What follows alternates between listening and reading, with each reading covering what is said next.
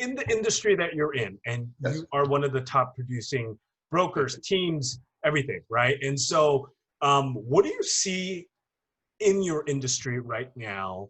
How is it going to change, right? I'm talking about commercial real estate, you know, agents, brokers, teams out there doing different, you know, covering different asset classes and stuff. Yeah. You know, obviously everyone's working remote because they had to.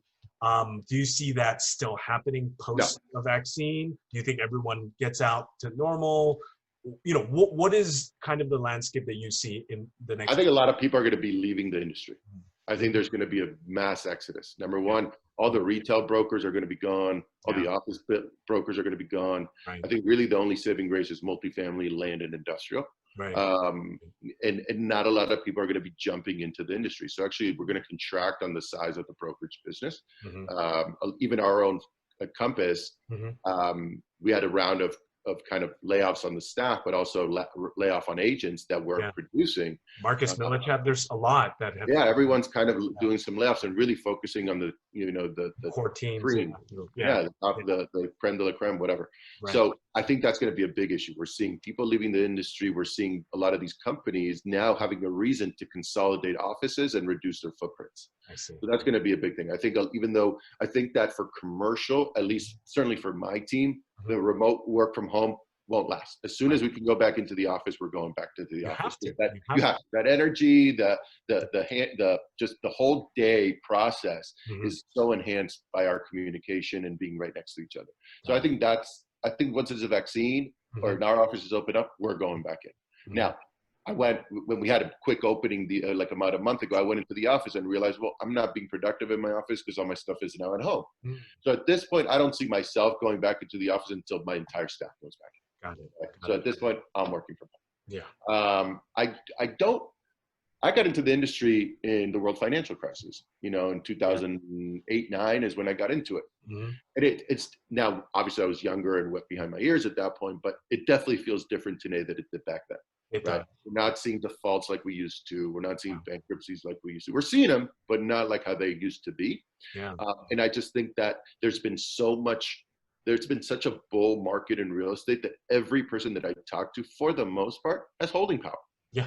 They're not going anywhere. Right. So what I definitely feel is there's a pause for the people that aren't as fortunate as our group may be, or as others, some of the more successful groups, you're going to see them go away. But the successful groups are going to stay in and thrive. If all goes as planned and we close our year out the way I expect it to, we're going to do better than last year. That's great. That's awesome. So at the same, so it might be maybe a little bit less transactions, maybe bigger transactions, but I see us as, once the pandemic ends or vaccine comes in, pandemic will never end, but once the vaccines are coming out, we will definitely run back to our offices and get back into that mix. But it will definitely change in as much as that. I think the biggest conversation for us is just quality of life. Yeah. So I think that even though we're hungry and want to work, there's certain changes that we've made into our life that are going to stick around for a while. Right? Like when we discuss, like, you know, working out or what have you. These are changes that I feel are going to be long-term changes, right? People are going to feel like they need to spend more time at home with their families, spend more vacation time. So I think that the morale, once we open back up, is going to spike for personal reasons, not necessarily for business reasons. I feel like at this point, we've all kind of gotten used to this life, right? So I think that once it opens up, we're going to look for more quality of life rather than more quality of business. So I definitely feel that aspect of it. But as far as our business goes, and as far as what we see in the immediate to near future, is I feel like once there's a vaccine, or at least a handful of vaccines, and people are opening back up, I think LA is going to pop right back up. I think rents are going to climb again. I think demand is insatiable. I think that when people look at world markets, they're going to say that Los Angeles is one of the safest markets to be in. So I can't speak for the rest of the country, and obviously I'm biased because I live in LA and work in LA. But I can't see such a big gap from. I just see that we're going to pick right back up. The demand is going to be insatiable. I think there's going to be a construction boom. I actually think that there's going to be a movement boom. I actually think that the life in Los Angeles is changing for the better. I think that we're going to make our spaces and restaurants and whatnot, even though all the restaurants are going to go out of business, the outdoor lifestyle is changing. People Agreed. want to spend more time outside. People want to have more sun, more opportunity to breathe fresh air. So Right. that entire scope of how we approach businesses is going to be very different.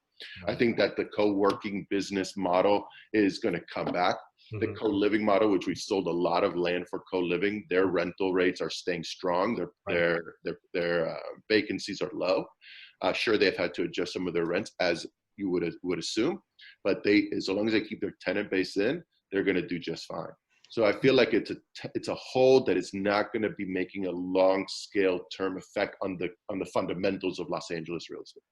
You know, I can't agree more. And I think that question that I even asked you, and you know, obviously it's been a common one throughout, is the wrong question to ask, because it's as if now we're not going to be in the office, or we're not going to want to collaborate or co-live, co-work. Like all of that was booming pre-pandemic reason.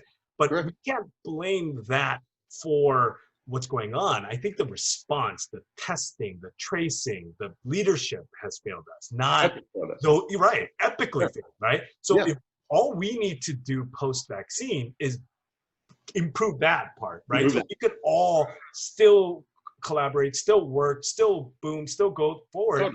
But what we need to learn is let's not let that happen again. So that obviously requires better. Well, the thing is, what I think is also great for the co-living business and the co-working business is they have incentive to be cleaner and more disinfectant and more like all the co-living sites that we've sold and existing co-living buildings that we've seen. They're just small. I mean, they have an ensuite bathroom in their bedroom, and these people either stay in their bedroom or they leave the building. Exactly. They're not hanging around all day long. And even like if you go on any given day to one of these co-living properties, though they have the co-working spaces, they're not full. They're not being used to extreme. Right. Because there's that flexibility. They're not just there mulling around. Yeah. Flexibility. They want to live in prime locations, walkability, and for the most part, they're self-employed, where they run around. They're either employed, distance employed, meaning that they work for a company that they don't have to be in. So they're constantly moving around. So I think that demand is going to still be strong. I think that the co-living, co-working business is going to be very strong. They're developing and they're building, and by the time they come online anyway, we're probably going to be past the pandemic for the most part anyway.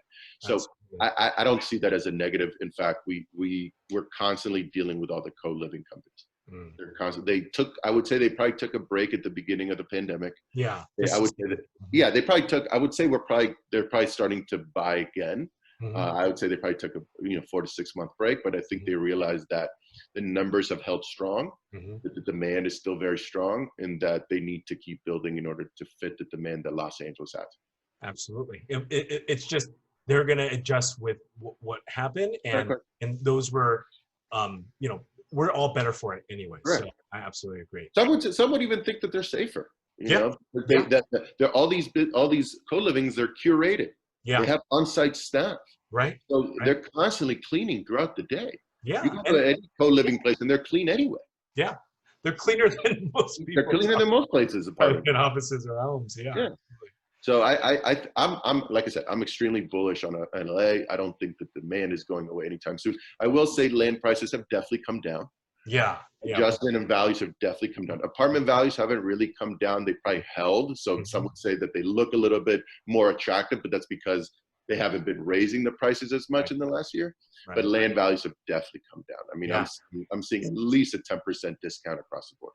That's great. I mean, that's opportunity, right? So for any developer right now, to even outside of LA, we've seen a pickup of requests of users for Brick+Work that are from Texas and from some other places that would normally, and New York developers are starting to come here, right? So the movement in there, and so they're just like, okay, we got capital to place, and LA seems like a great place and a great fit for some of their development. Without a question.